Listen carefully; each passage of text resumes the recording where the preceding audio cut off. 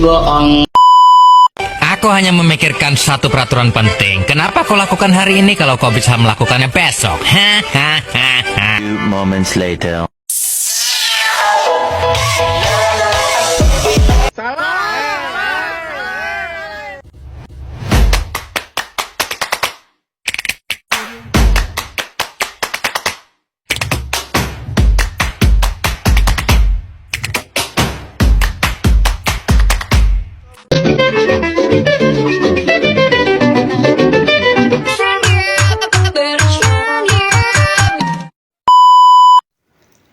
Assalamualaikum warahmatullahi wabarakatuh.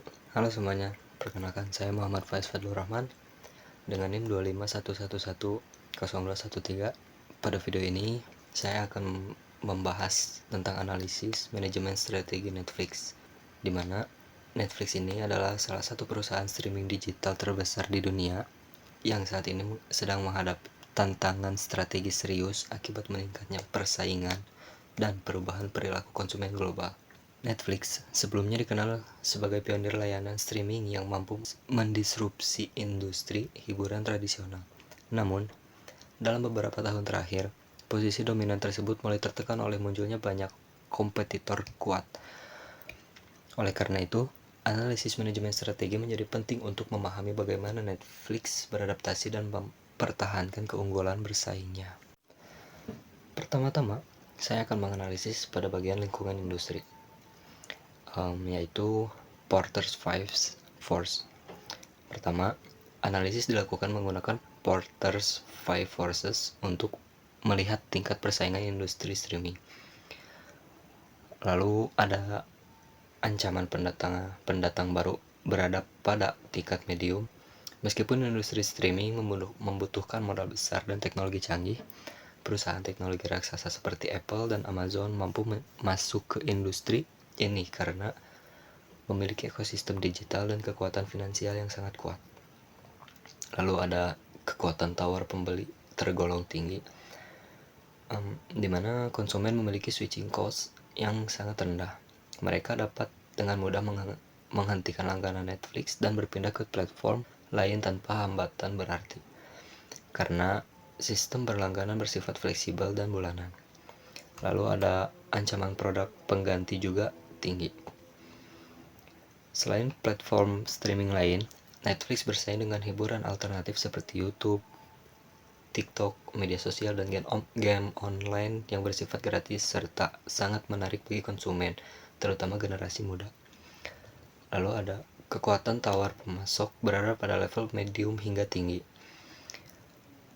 yang dimana studio film besar dan pemilik konten eksklusif memiliki posisi tawar yang kuat, sehingga mendorong Netflix untuk mengurangi ketergantungan dengan meningkatkan produksi konten original.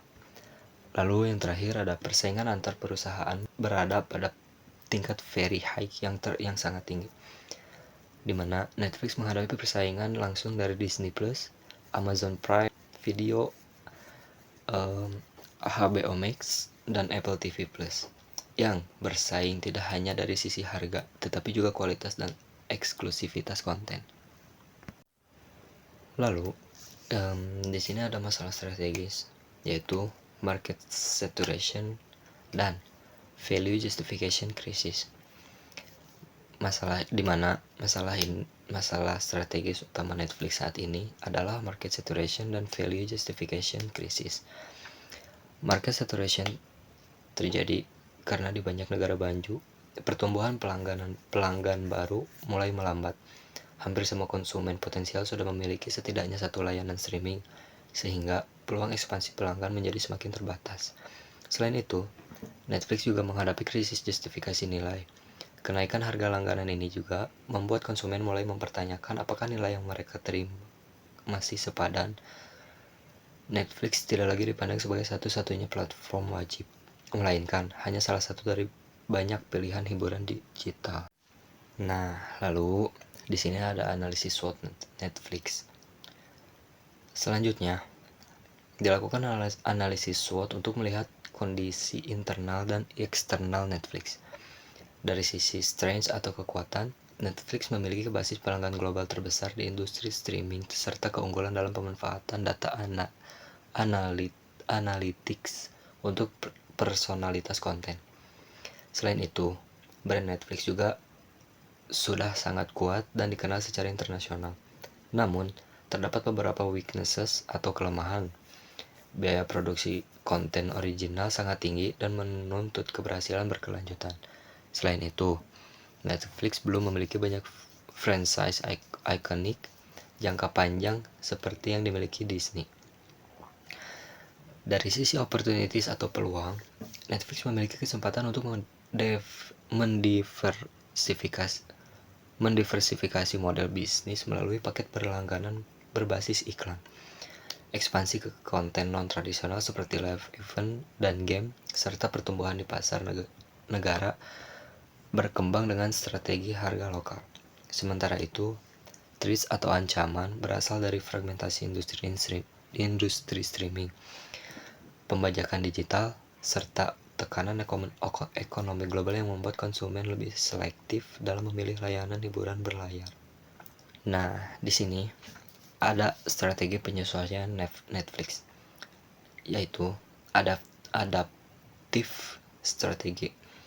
Untuk menjawab tantangan tersebut, Netflix menerapkan beberapa strategi penyesuaian. Pertama, ada monetization innovation, dengan meluncurkan paket berlangganan berbasis iklan guna menjangkau segmen konsumen yang sensitif terhadap harga. Kedua, Netflix melakukan content portfolio optimization, yaitu mengurangi produksi konten yang berisiko tinggi dan lebih fokus pada konten yang memiliki potensi keterlibatan jangka panjang berdasarkan analisis data pengguna.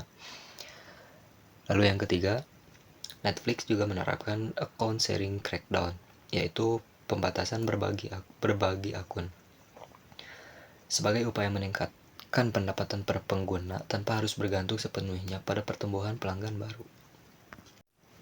Nah, lalu yang terakhir ada kesimpulan strategisnya. Sebagai kesimpulan, keberhasilan Netflix di masa depan tidak lagi ditentukan oleh seberapa banyak konten yang diproduksi, melainkan oleh kemampuan perusahaan dalam menyeimbangkan antara biaya, kualitas, dan nilai bagi pelanggan. Lalu Netflix juga perlu terus melakukan strategic repositioning, bukan hanya sebagai platform streaming, tetapi sebagai perusahaan hiburan berbasis data yang adaptif terhadap perubahan preferensi konsumen global. Demikian analisis manajemen strategi Netflix dari saya. Terima kasih atas perhatiannya. Wassalamualaikum warahmatullahi wabarakatuh.